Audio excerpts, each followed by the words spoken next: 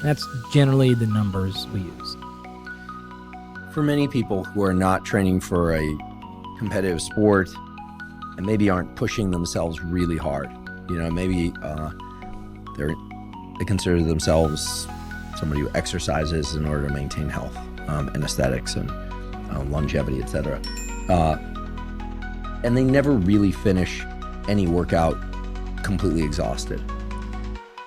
They're sleeping okay, their appetite's okay. Can we assume that they are recovering well? Or maybe they're not creating enough of a adaptation response, like there's no progressive overreaching, and so there's really no stimulus for recovery. What I'm saying here is on the face of it, I think is obvious, right? If you don't train hard, there's nothing to recover from. What I'm really saying is the ability to recover itself something that we need to train?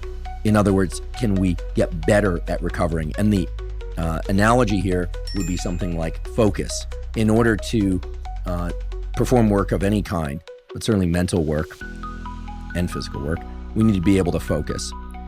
The ability to focus is the reflection of a bunch of neural circuits and chemicals and hormones, etc. But we know roughly what those are.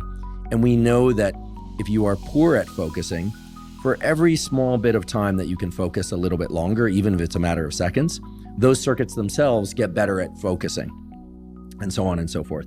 So in other words, is the recovery system, however broad, neurotransmitters, hormones, neural, muscular, immune-based, etc., can that system or set of systems become better? Can we get better at recovering? Can it become faster and more effective?